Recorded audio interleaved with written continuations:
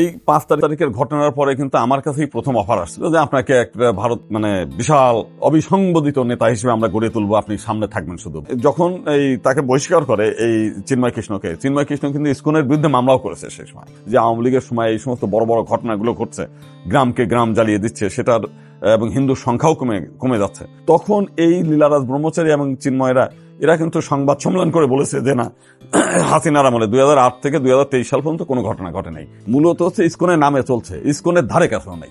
এটা চলছে হচ্ছে চিন্ময় সে তো রীতিমতো ভাবে, আমরা যেদিন একজন বলছে যে তার প্রতি মাসে নাকি 2.5 লাখ টাকা লাগে হাত খরচ, তার এই টাকাটা কোথা থেকে আসে, কে আসে আমরা জানি না, এটা আমরা শোনা কথা আর কি। তো মূল বিষয়টা হচ্ছে তার পিছনে তো নওফেলরা আছে, এদিকে রংপুরের বিষয়টা আমরা শুনেছি যেটা খালিদ মাহমুদ সহ আরো কয়েকজন আছে।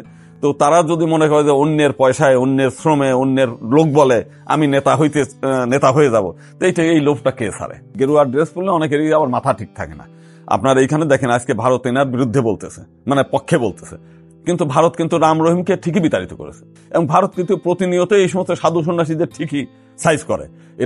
এরা এত চতুর যে নিজেদের দায়ভারটা ইসকনের ঘাড়ে চাপিয়ে দিচ্ছে। এদের পিছনে যারা উস্কানিদাতা তাদেরও আইনের আওতায় আনা উচিত বলে আমি মনে করি। এই দিকে দৃষ্টি দেওয়া উচিত। এই দিকে দৃষ্টি না দিয়ে তাদের দৃষ্টিটা ভিন্ন দিকে প্রবাহিত তারাই করছে কৌশল করে, যাতে মানুষ প্রকৃত আসামিদের, প্রকৃত যারা দুষ্কৃতিকারী তারা যেন বেঁচে যায়।